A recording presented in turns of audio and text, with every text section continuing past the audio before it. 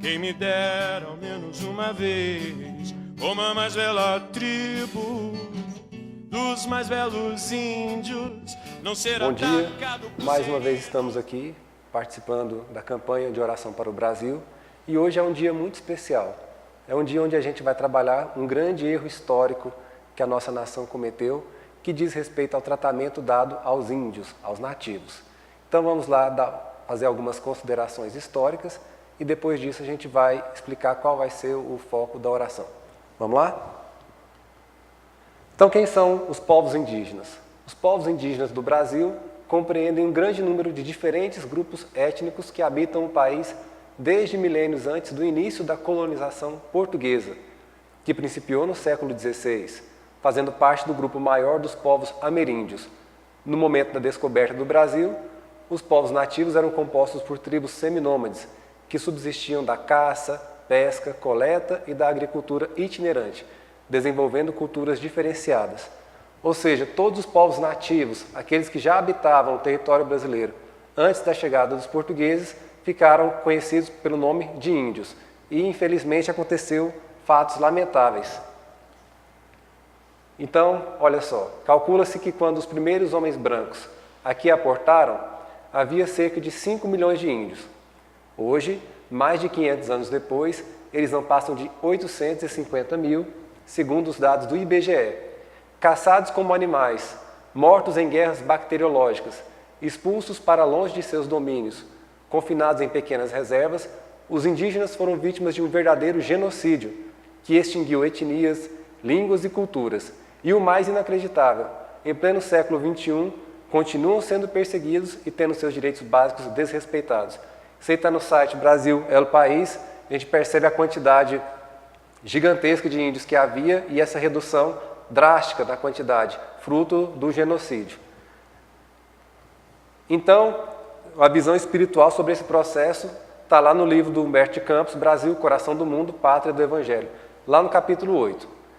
Ele explica um pouco desse processo aí. As entradas pelo sertão, com o fito de escravizar os selvagens indefesos, se realizavam naquele tempo em todos os recantos. Tabas prósperas eram incendiadas de surpresa, no silêncio da noite. São famosas e comovedoras as descrições que desses fatos guardam os documentos antigos. Somente de uma vez, uma caravana de portugueses capturou mais de 7 mil homens válidos, mulheres, velhos e crianças.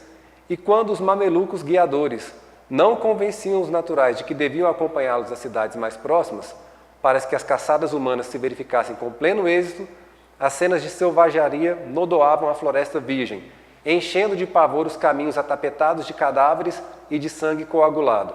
E como represália a tantas crueldades, os tamoios, que é uma tribo indígena, nunca se harmonizaram com os portugueses.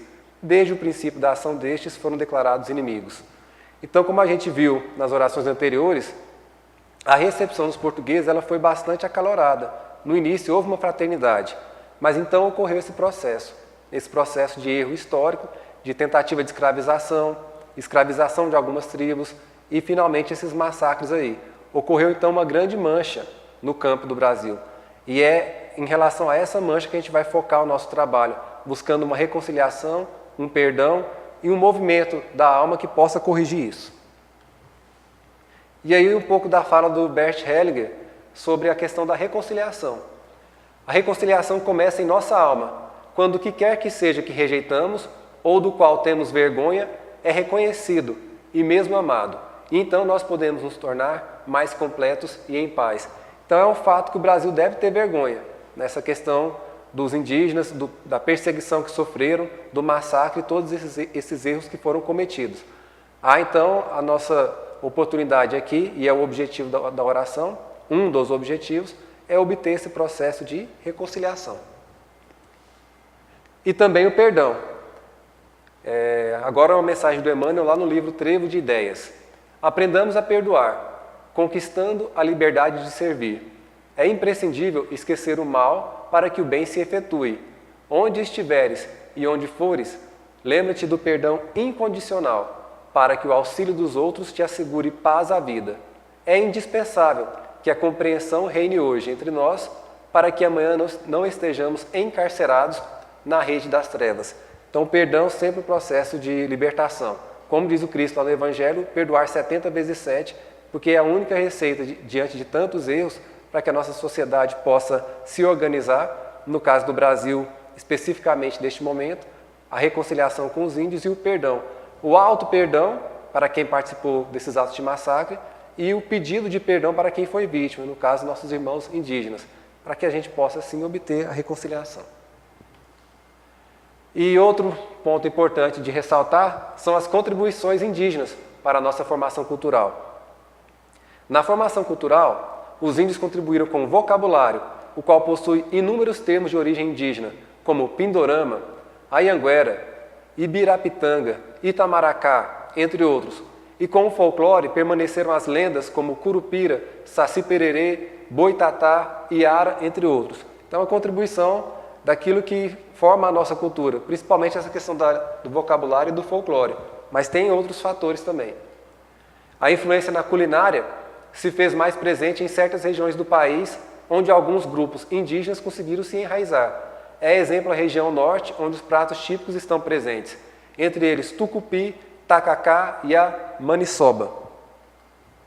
Raízes como a mandioca são usadas para preparar a farinha, a tapioca e o beiju. Diversos utensílios de caça e pesca, como a arapuca e o puçá. Por fim, diversos utensílios domésticos foram deixados como herança, entre eles a rede, a cabaça e a gamela. Então, no resumo de tudo isso, a gente vai apresentar o foco da oração, que é a reconciliação, o perdão e a inclusão dos índios na sociedade brasileira, para que a gente possa corrigir, então, esse processo de erro histórico. E, juntamente com isso, o agradecimento e a reverência à contribuição cultural que os povos indígenas fizeram, certo? É um movimento de campo que a gente vai tentar fazer para poder corrigir esses erros e harmonizando, assim, esse erro que foi cometido. Ok? Às 11 horas, então, a gente começa. Até lá e bom trabalho a todos nós.